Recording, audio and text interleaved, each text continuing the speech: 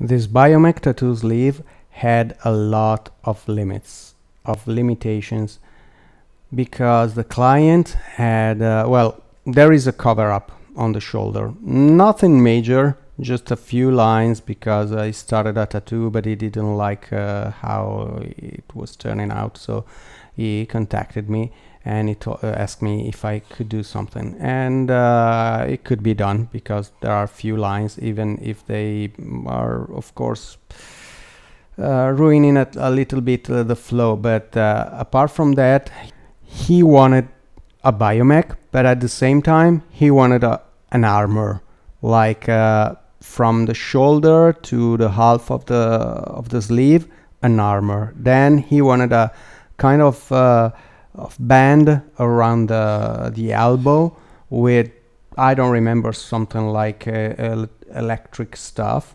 And then the lower part, it had to be another kind of armor, more ancient. So it wasn't clear exactly what he wanted.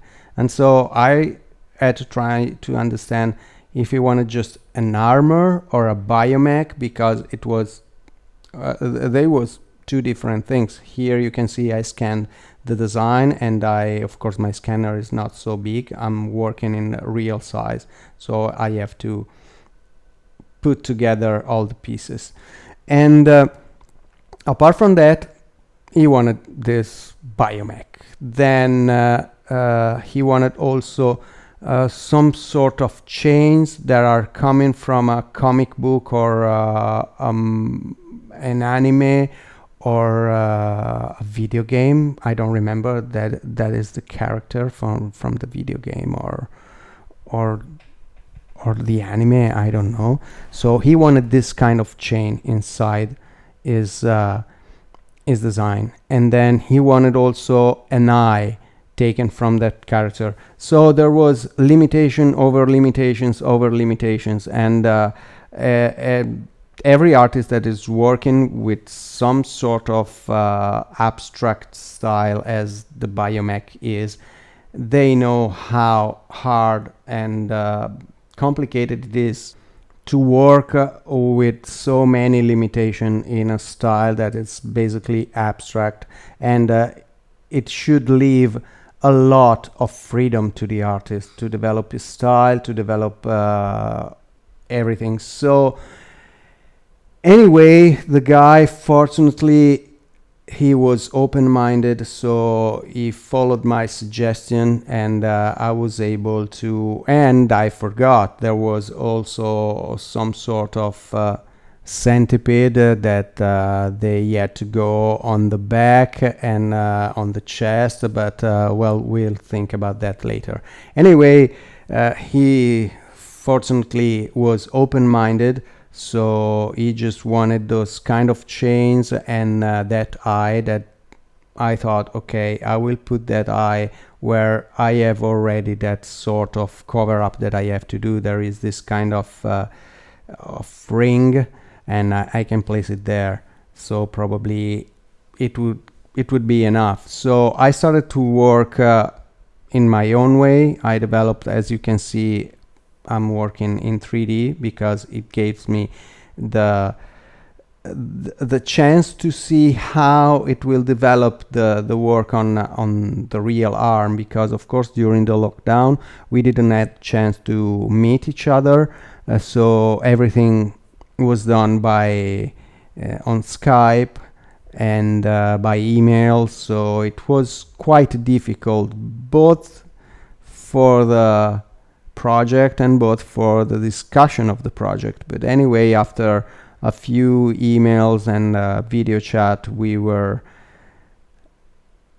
on the same page. So I was able to start with a bit less of the limitation that he gave me at start. It just asked me for the eye and for those kind of chains to put in the design. So I was pretty sure I was able to make him happy, and I just thought about some sort of sci-fi armor from which those chains are moving and coming out, like in the lower part where the point of the chain will go on his wrist, in the front part of the wrist.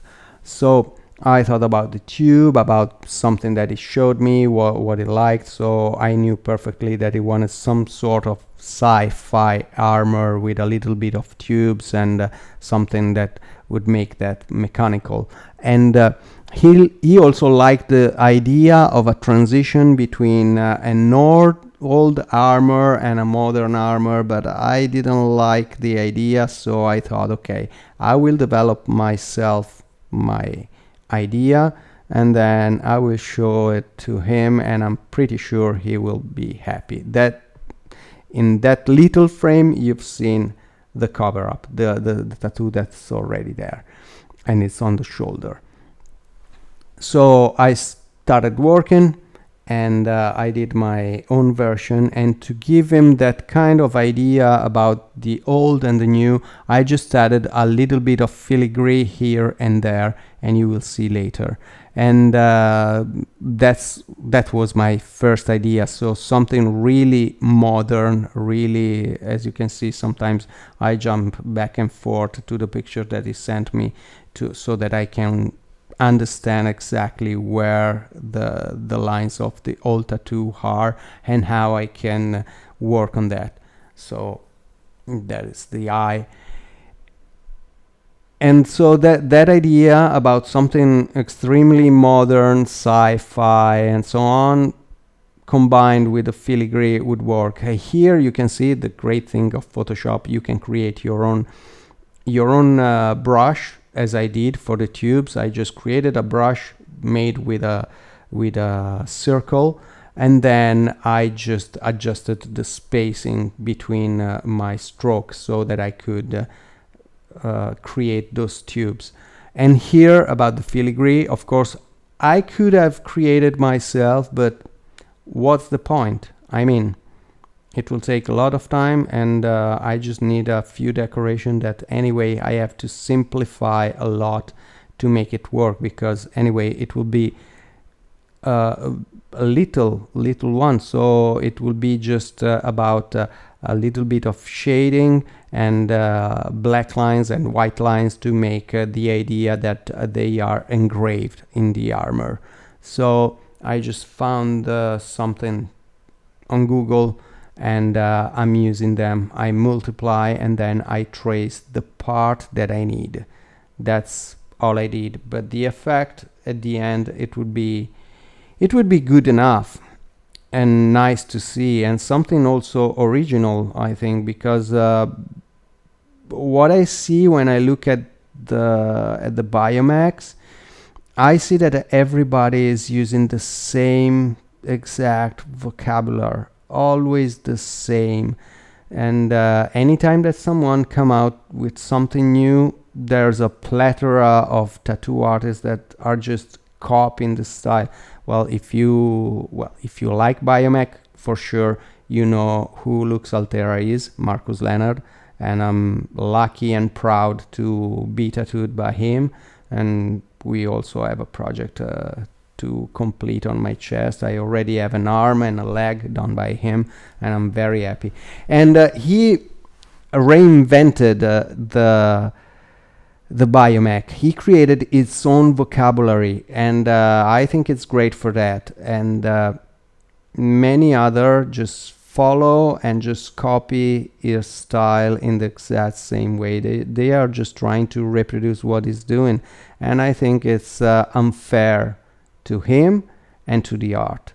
But unfortunately, tattoo artists are often are not able even to draw, so it's easy to copy something from someone else. And I mean, being influenced by an artist is cool, is great. It's a way of learning, of growing as an artist. But understanding what's in there that you like and how you can use it in your own work is completely different from taking pieces here and there from the work of someone else and make it your own. Because it's just a copy, and I think it's not cool for the artist that created that style, that created its own vocabulary, and not for the artist that is copying, and not for the art itself. So, but anyway, that's my point. I don't think I never saw something like this, like the filigree on the filigree on something futuristic, some sci-fi. So I think it will be really cool when it will be tattooed. I think, and I have to admit, when I started with this project, I didn't like it because there was so many limitations, and any artists know that limitations are killing the creative process. But not always. Sometimes if you have to move in a narrow space, it gives you a clearer idea about what you have to do and how you move. And at the end, in spite of the fact that I didn't like it at the start, while I was working, I have to admit, I started liking it, at the point that I'm a little bit frustrated about the idea that he won this tattoo just in black and gray, and just with a little bit of color inside, just a little bit of red. I would love to do this in full color, but anyway, everybody has its own limitation, and sometimes, especially this is probably his first tattoo after, well, the first one that must be covered. So sometimes when you're at your first tattoo, you want to have control, especially if you're coming from a bad experience. Probably you want to have more control on the tattoo artist. Even if you think it's a great artist, you're coming from a place of frustration, where you wanted something great and you found a bad artist that gave you a bad experience. So no matter how good the new tattoo artist is, you're still unsure about what you can get. So I perfectly understand that the guy had all these limitations and wanted to be clear about what he wanted, even if we must admit that the client doesn't know what he wants. I mean, he cannot know exactly what he wants because he's not an artist. He doesn't have the vision of an artist. He doesn't have the experience of an artist. So, guys, when you go to a tattoo artist, try to find one that you really like and let him guide you, because he's the artist. He has the experience. If you're not sure about the quality of the artist you're talking to, just go to another artist. Don't even lose your time talking with someone that you don't trust. Go to someone that you trust, and it will be a great experience for you instead, for everybody, instead of having something that you end up not liking it. So here you can see I'm working on that chain. I really like the idea that the chain is coming from that hole in the armor, and the point, the end of the chain that I saw in the design. Of course, I created a brush with that element to make my life easier, and I just put the image. I cut the image, the part that I needed, and I place it where I want it. And just with the selection tool, I create the shadow with a little bit of blur. Of course, I could do that with the brushes that I created that simulate the needles. But what's the point of spending so much time working on something that, well, it's a work that I have to do on skin. So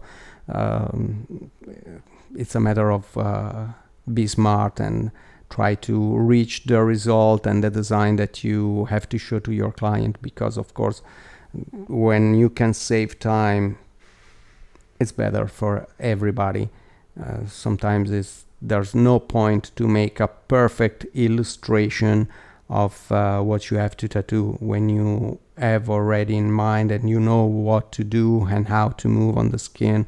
So yeah, I use a little bit of tricks from Photoshop to make my life easier and make it faster. I don't exactly remember how many days I spent on this design, but I think 3 or 4 days of designing it, because of course every time that I create a design, I send the first sketch to my client to see if he's able to understand where I'm moving, if he like it, and then at every stage when I'm happy about what I'm doing, I send the progress of my work, and I see if they are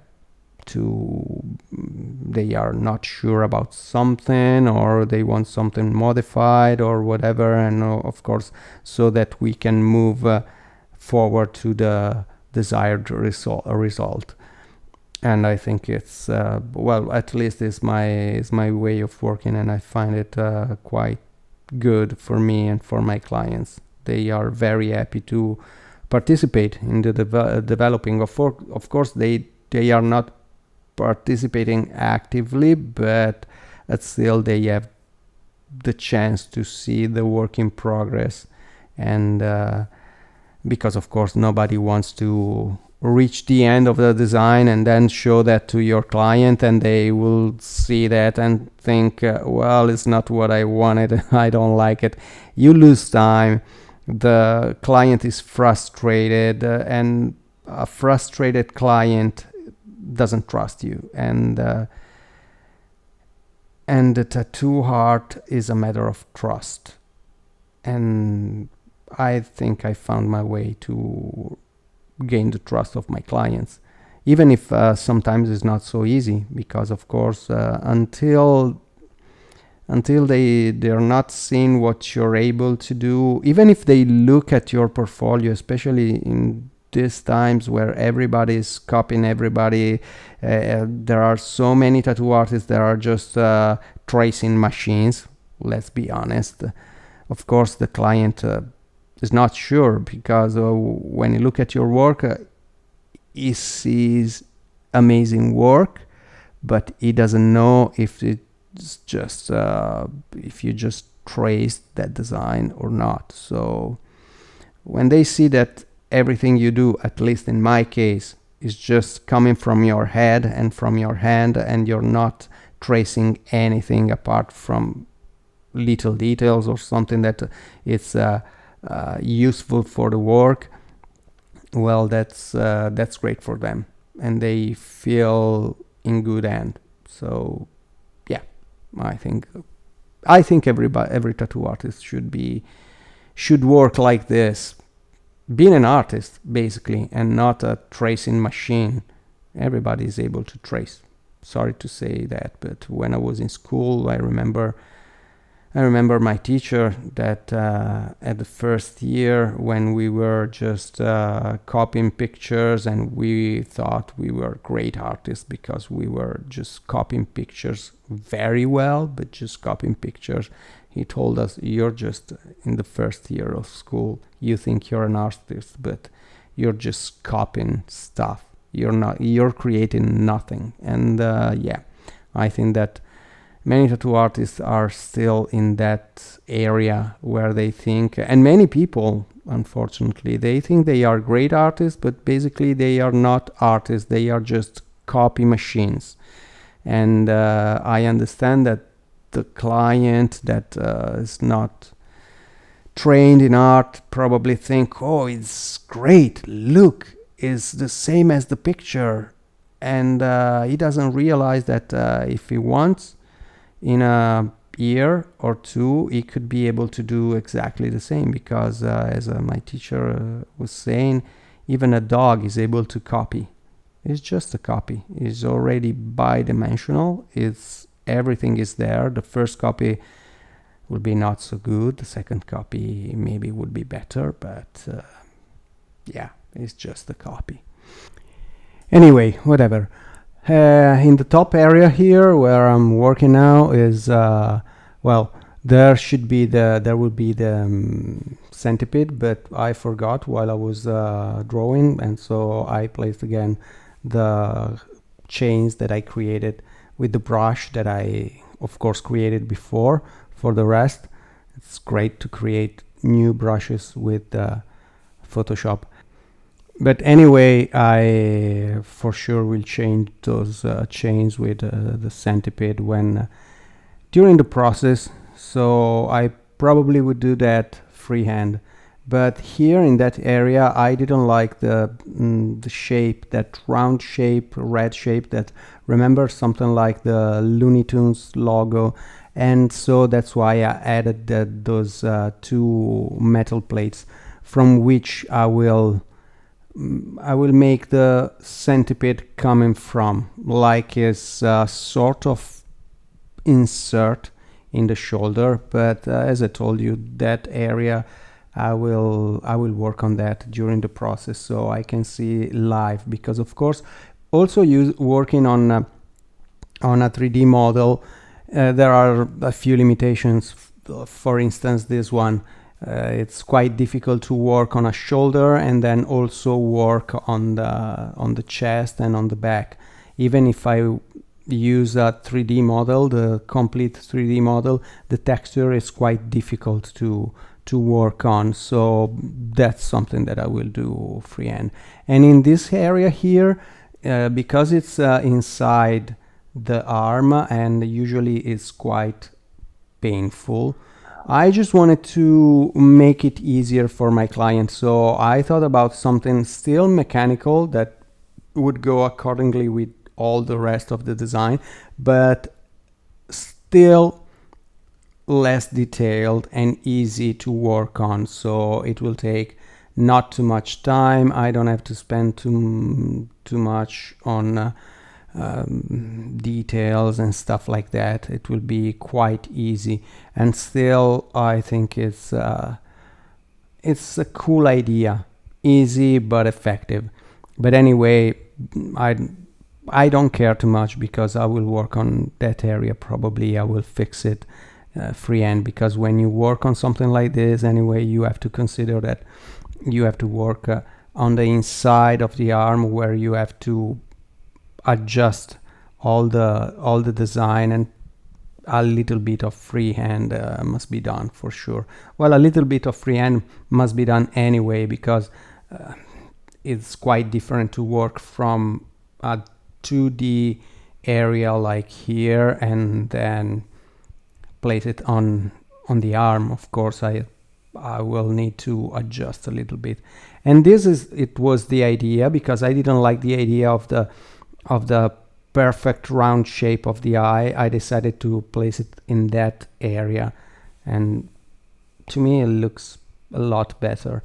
And I also took this part from an old design, because I like the idea of this tire pattern, like well, the pattern of this tire is coming from the Formula One, the wet tire from Formula One from the 70s, and I think it's beautiful, and I finally have the chance to place it somewhere, because in the old design I did it and it was ready to be sold, but unfortunately at the end the client, because he had a few problems, because well, the period is what it is, so I lost the client, and I have a design that still waiting for a client. If you're interested, contact me. So I went on, and here's the eye, so just a little bit of light reflection, and this area will be cool, because it will go between the shoulder and the neck, so I think it will look quite cool there. So here I'm working on the 3D model to see how it look, and I think it's pretty good. So I hope you enjoyed, and remember to subscribe to my channel, click on the bell, and see you soon.